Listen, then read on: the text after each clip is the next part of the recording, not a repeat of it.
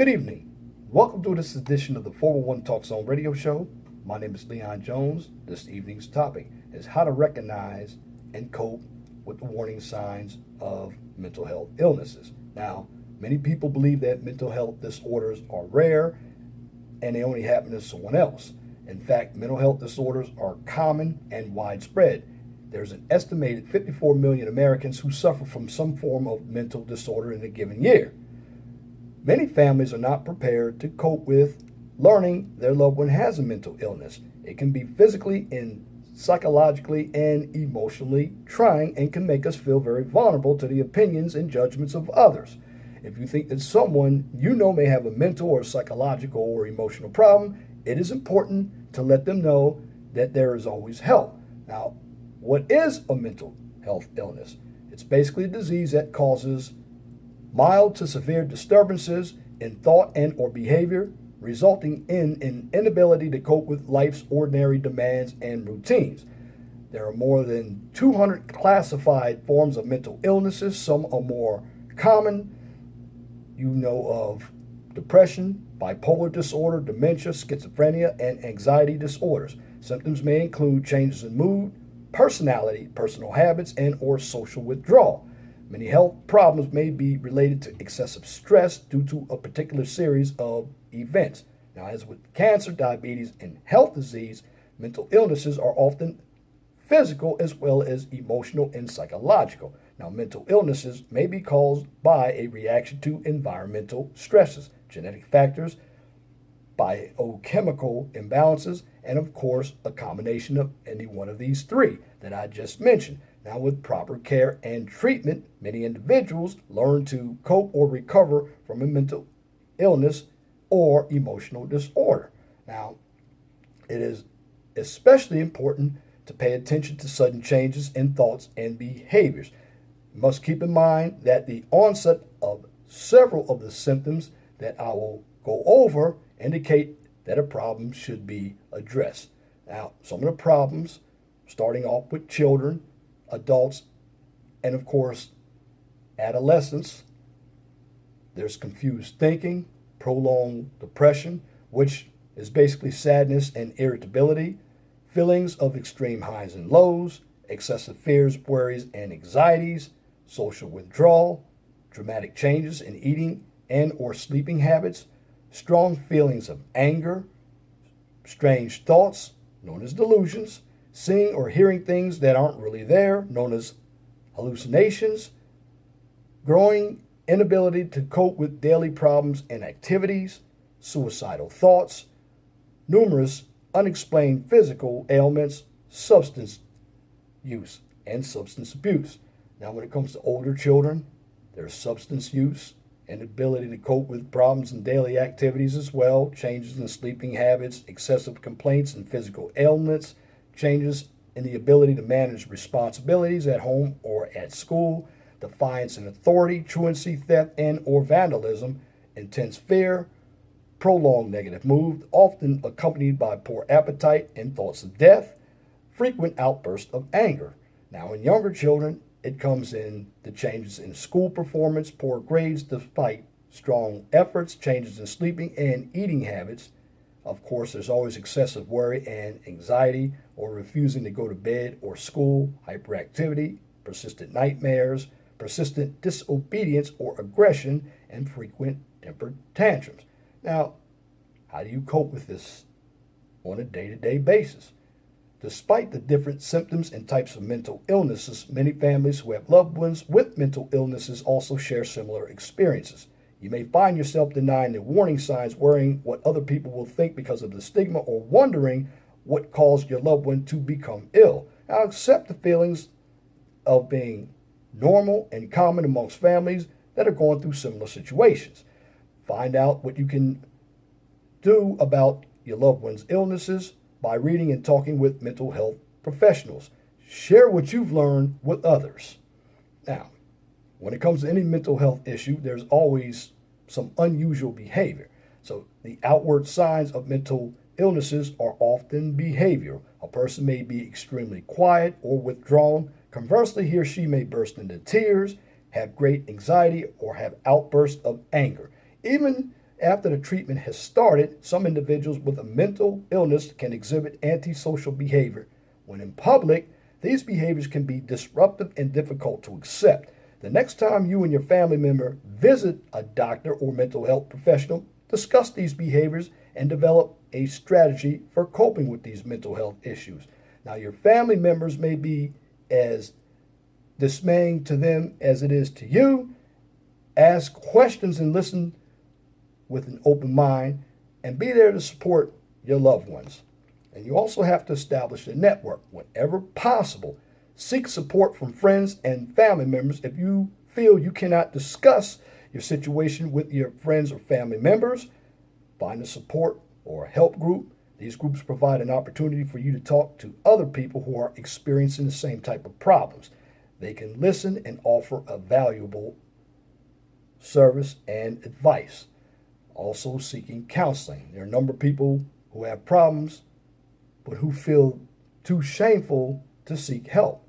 But if you use counseling as a resource, therapy can be beneficial for both the individual with a mental illness and other family members.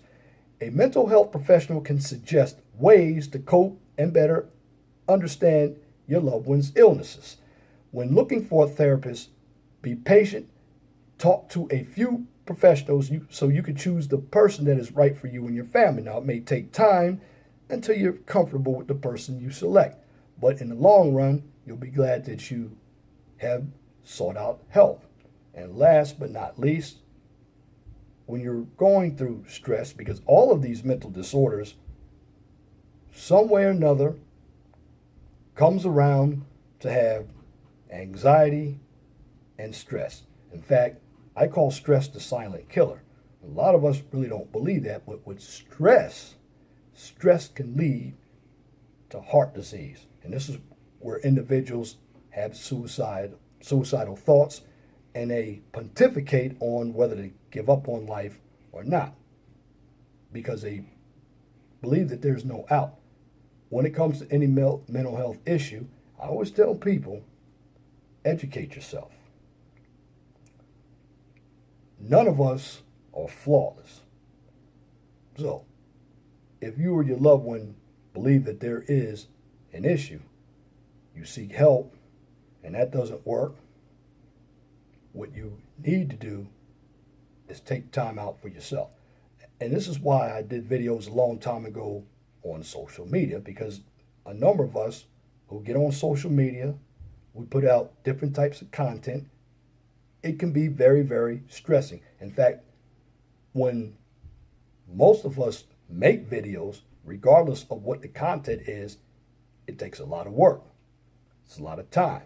And people like me who go to work 5 days a week, sometimes I make a video, I have to constantly start over again because it's not the video that I wanted to produce. I like to put out crisp, clear, and concise content. Sometimes I'm just too tired to do it because of the physical stress that has been put on to me from work. But when you feel yourself having any mental issue, first and foremost, you have to talk about it, seek help, and educate yourself. A lot of us are really afraid of the stigma. But everything we do in life is going to have a stigma. And you have to understand this about yourself. You can't please others, you have to please yourself. So that being said, when it comes to anything in life, whether you have mental health issues or not, you got to take time out. Now, it is common for the person with the mental health illness to be focused on everything from work to family life. Now, when this happens, other members of the family may feel ignored or resentful. Some may find it very difficult to pursue their own interests.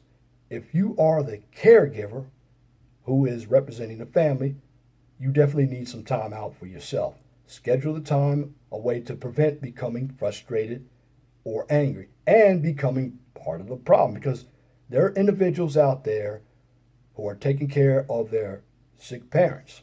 And usually what happens is they're waiting for their parent to die. That's just the honest truth. And when that parent dies, that family member who's been the caregiver has gotten their life sucked up into the problem. And guess what? Now they end up in the same place where their sick parent was, and then somebody has to care for them, and it becomes a vicious cycle. So it is not a problem to take time out for yourself. You have to do that, or you're going to cause yourself harm. Now, if you schedule time for yourself, it will help you keep things in a much better perspective, and you may have more patience and compassion for coping or helping a loved one. Be physically and emotionally healthy is an advantage to everything. Because if your mind is not right, your body's not going to be right. Because at the end of the day, it is important to remember that there is hope for recovery, and that with treatment for many people with mental illness, they can return to a productive and fulfilling life. But that's only if they help themselves and they are allowed to be helped. And that's my commentary for this edition of the 401 Talk Zone radio show for this evening, Sunday, July 2nd, 2017. You can tune into the 401 Talk Zone radio show every Saturday from 6 p.m. to 8 p.m. on Blog Talk Radio. Guest calling number is 215-383-5785. If you like my videos, please share and subscribe to the 401 Talk Zone radio show right here on YouTube so I can continue to give you quality information for educational purposes from a professional and mature perspective.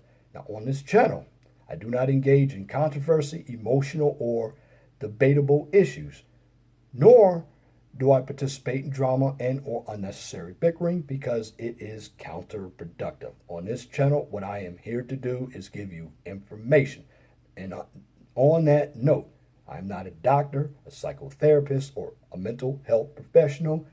I just research the topics because the topics are very interesting, and I think everyone should understand mental health issues. I am a civil engineer by trade, and like I said, I could do videos all day on civil engineering, and it will go over a lot of people's head.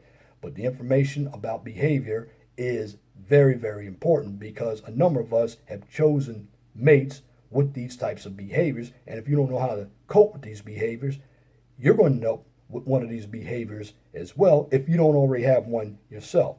That's why I tell you, on this channel, I keep everything realistic but positive. And the information that I'm delivering is articles that I read from psychotherapists, psychologists, the American Cancer Society, and these other agencies whose information is very relevant. And I also give you my own personal experiences, because the real world is a very tough place. And if you don't understand how the system works, you're going to struggle.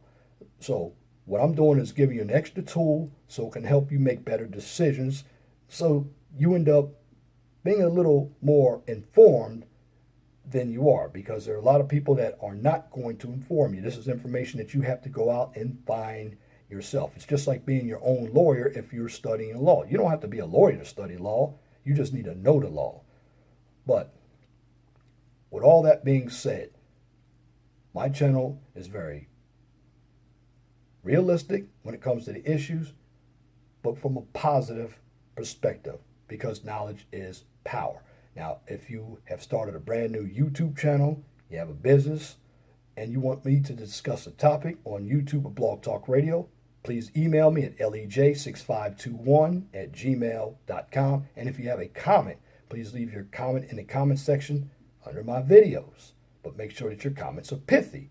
No bloviating, pettifogging, or filibustering if you wish to opine. Now that's it for this video. Till next time, my name is Leon Jones. Remember, please be gentle and respectful to each other, and have a wonderful and blessed evening.